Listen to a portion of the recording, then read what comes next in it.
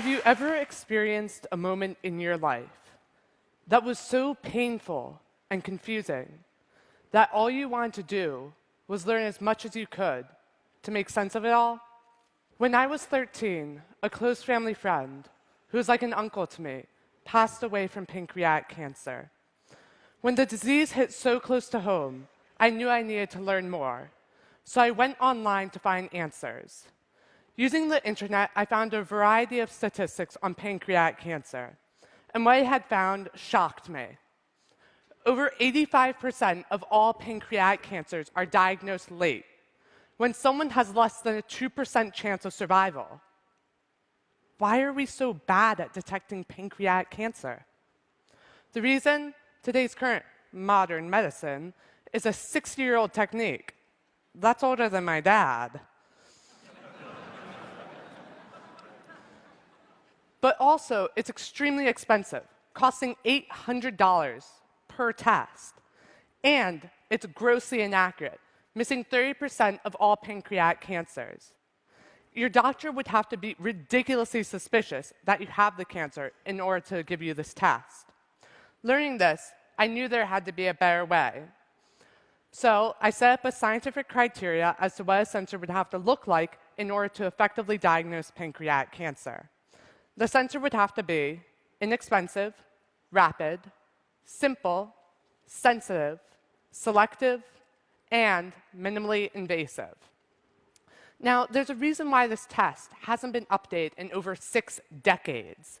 And that's because when we're looking for pancreatic cancer, we're looking at your bloodstream, which is already abundant in all these tons and tons of protein. And you're looking for this minuscule difference in this tiny amount of protein. Just this one protein. That's next to impossible. However, undeterred due to my teenage optimism,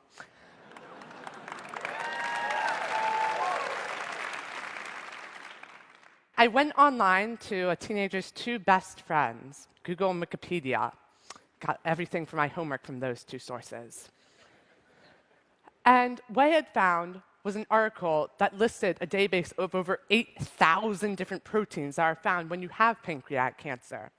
So I decided to go and make it my new mission to go through all of these proteins and see which ones could serve as a biomarker for pancreatic cancer.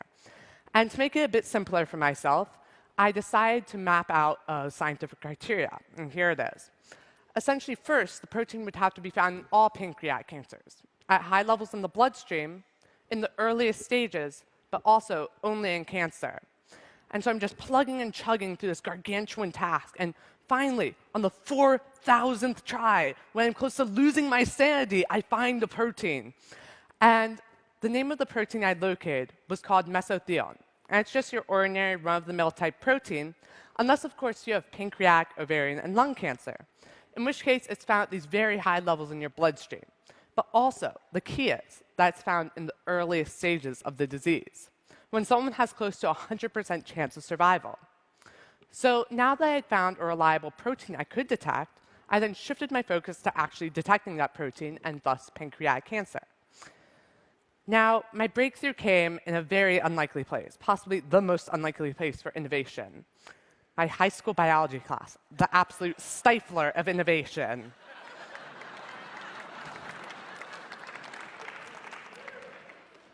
And I had snuck in this article on these things called carbon nanotubes. And that's just a long, thin pipe of carbon that's an atom thick and 1/50,000th the diameter of your hair. And despite their extremely small sizes, they have these incredible properties. They're kind of like the superheroes of material science. And while I was sneakily reading this article under my desk in my biology class, we were supposed to be paying attention to these other kind of cool molecules called antibodies. And these are pretty cool because they only react with one specific protein, but they're not nearly as interesting as carbon nanotubes. And so then I was sitting in class, and suddenly it hit me.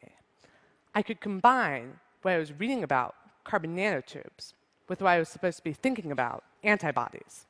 Essentially, I could weave a bunch of these antibodies into a network of carbon nanotubes, such that you have a network that only reacts with one protein. But also, due to the properties of these nanotubes, it will change its electrical properties based on the amount of protein present. However, there's a catch. These networks of carbon nanotubes are extremely flimsy. And since they're so delicate, they need to be supported. So that's why I chose to use paper.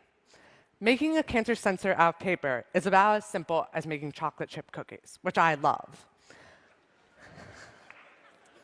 You start with some water, pour in some nanotubes, add antibodies, mix it up, take some paper, dip it, dry it, and you can detect cancer.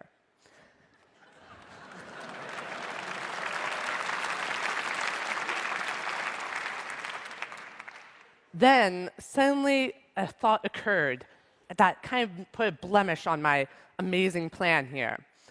I can't really do cancer research on my kitchen countertop. My mom wouldn't really like that. So instead, I decided to go for a lab. So I typed up a budget, a materials list, a timeline, and a procedure, and I emailed it to 200 different professors at Johns Hopkins University and the National Institutes of Health, essentially anyone that had anything to do with pancreatic cancer. Then I sat back, waiting for these positive emails to be pouring in, saying, "You're a genius! You're going to save us all!" And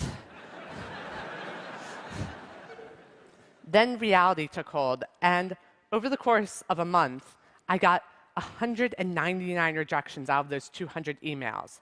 One professor even went through my entire procedure painstakingly. I'm not really sure where he got all this time. And he went through and said why each and every step was like the worst mistake I could ever make.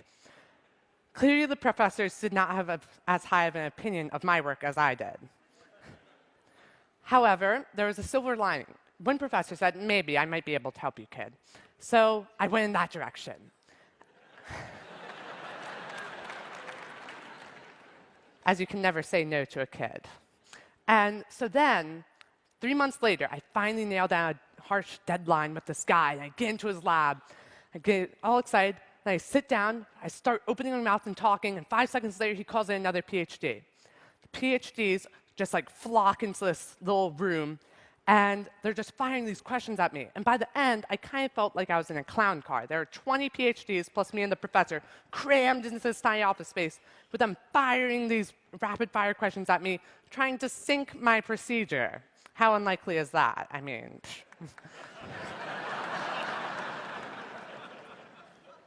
However, subjecting myself to that interrogation, I answered all of their questions, and I guessed on quite a few, but I got them right. And I finally landed the lab space I needed. But it was shortly afterwards that I discovered my once brilliant procedure had something like 1 million holes in it. And over the course of 7 months, I painstakingly filled each and every one of those holes. The result? One small paper sensor that costs 3 cents and takes 5 minutes to run. This makes it 168 times faster, over 26,000 times less expensive, and over 400 times more sensitive than our current standard for pancreatic cancer detection.